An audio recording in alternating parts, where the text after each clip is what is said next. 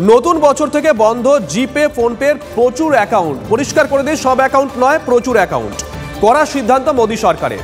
31শে December পর্যন্ত 1 বছরেরও বেশি সময় ধরে লেনদেন না হওয়া ইউপিআই আইডিগুলোকে নিষ্ক্রিয় করতে নির্দেশ দেওয়া হয়েছে। পেমেন্ট অ্যাপগুলোকে নির্দেশিকা দেওয়া হয়েছে ন্যাশনাল পেমেন্টস কর্পোরেশনের তরফ থেকে। সরাসরি আমাদের সঙ্গে রয়েছেন অর্থনৈতিক বিশেষজ্ঞ অনির্বাণ দত্ত। অনির্বাণ দা, শুভজিৎ রয়েছে। অনির্বাণ দা, যদি ব্যক্তিগত অভিজ্ঞতা বলি তাহলে খুব কম মানুষ আছেন যে যারা ইনস্টল করার পর সেটাকে ব্যবহার করেননি, কিন্তু আছেন তো। কেন হঠাৎ করে এই সিদ্ধান্তটা, কেন এটা কি সুবিধা হবে, কি ভেবে এই সিদ্ধান্তটা নেওয়া হয়েছে?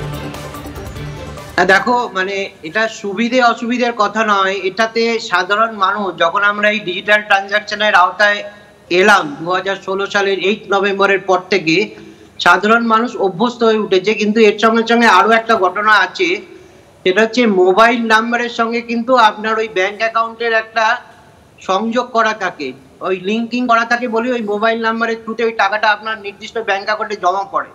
কিন্তু আপনি জানেন যে বিভিন্ন লোক বিভিন্ন কারণে এই মোবাইল নাম্বার চেঞ্জ করতে থাকেন, এবং মোবাইল নাম্বার ইচ্ছাকৃত বা অনিচ্ছাকৃত ভাবে যদি চেঞ্জ করেন, তখন তিনি ওই ব্যাংক অ্যাকাউন্টের সঙ্গে যে ডিলিঙ্কিং করার কাজটা সেটা করতে ভুলে যান।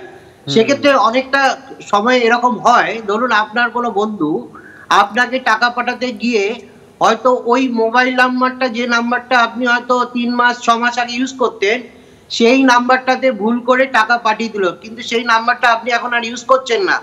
সেইটা হয়তো অন্য কোনো উপভোক্তা এখন ইউজ করছে, ওই টাকাটা তার অ্যাকাউন্টে চলে যেত।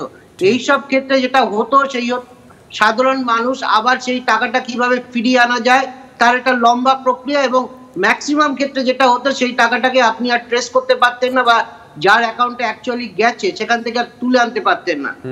সাধারণভাবে যেটা ঘটনাটা ঘটেছে, এর একটা ব্যাকগ্রাউন্ড আছে। ব্যাকগ্রাউন্ডটা হচ্ছে এই টেলিকম অথরিটিস, তার আন্ডারে যত সার্ভিস প্রোভাইডাররা আছে, আপনি পুরনো নম্বর যদি ইউজ করতেন, সেটা ডিঅ্যাক্টিভেট করে দিতেন কোনো কারণে, সেই নাম্বারটা অন্য কোনো নতুন গ্রাহককে তারা দেবে কি দেবে না, এটা নিয়ে সুপ্রিম কোর্টের একটা ভার্ডিক্ট হয়েছে, যেখানে বলছে 90 দিন অবধি যদি কোনো মোবাইলের নাম্বার আপনি যদি ডিঅ্যাক্টিভেট করে দেন, সেটাকে ডিঅ্যাক্টিভেট করবার 90 দিন পরে সেই সার্ভিস প্রোভাইডাররা অন্য কোনো লোককে সেই মোবাইল নাম্বারটাকে অ্যালোকেট করে দিতে পারে, এবং করেও। সেক্ষেত্রে ওই পুরনো নাম্বারটা যদি আপনার ব্যাংক অ্যাকাউন্টের সঙ্গে লিঙ্ক থেকে যায়, তাহলে কিন্তু সেক্ষেত্রে যারা টাকা পাঠাচ্ছেন বা যাদেরকে নির্দিষ্ট করে টাকা পাঠানোর জন্য ওই টাকাটা পাঠানো হচ্ছে, তারা কিন্তু পান না। এই দুরবস্থা থেকে সাধারণ মানুষকে রেহাই দিতে বলেছে যারা ইউপিআই আইডি খুলেছেন, কিন্তু 1 বছর ধরে কোনো ট্রানজাকশন হচ্ছে না। মানে ট্রানজাকশনের মধ্যে আমি টাকা পাঠাতেও পারি, টাকা ঢুকতেও পারে, দুটোই ধরা হবে তো?